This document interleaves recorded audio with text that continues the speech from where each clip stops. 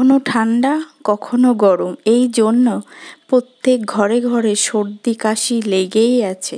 ওষুধ ছাড়াই কিভাবে ঘরোয়া উপায়ে কাশি সারানো যায় তার জন্য আমি ভিডিওটা বানিয়ে তোমাদের দেখাচ্ছি। আমি নিজে এটা পরীক্ষা করেছি, আমার খুব উপকার পেয়েছি, সুস্থ হয়ে গেছি। ওই জন্য সবাইকে, সকল বন্ধুদের জানাচ্ছি। তার জন্য 2টো বাসকের পাতা, 4টে তুলসী পাতা, 4টে গোলমরিচ, 4টে ফুলওয়া লবঙ্গ, অল্প আদা, এগুলো সব পরিষ্কার করে ধুয়ে নিলাম।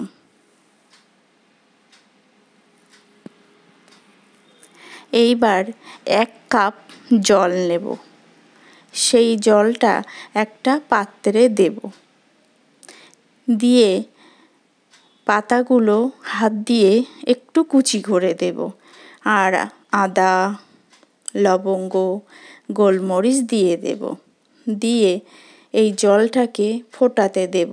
ফুটিয়ে ফুটিয়ে জলটা যখন 1/2 কাপের কম হয়ে আসবে তখন ছেঁকে নেব।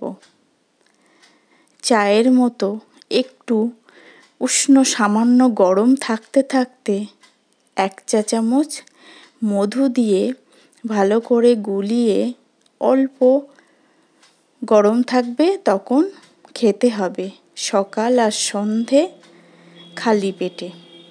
বড়রা এই পরিমাণ নেবে, এটা 3 বছর থেকে বুড়ো বয়স পর্যন্ত খেতে পারো। ছোটরা 3 বছরের নিচে যারা আছে তারা এটার হাফ নেবে, আর 3 বছরের উপরে এইগুলো নেবে। নিয়ে সকাল সন্ধে 15 দিন টানা খেলে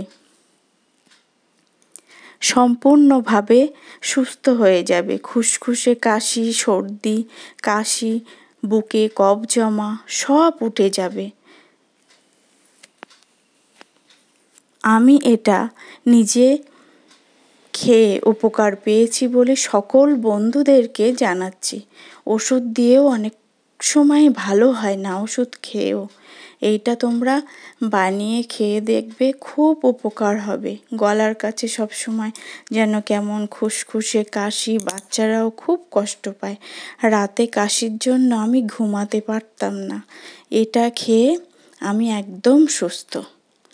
ভিডিওটা ভালো লাগলে অবশ্যই লাইক, শেয়ার, কমেন্ট করে সাবস্ক্রাইব করে পাশে থাকবে।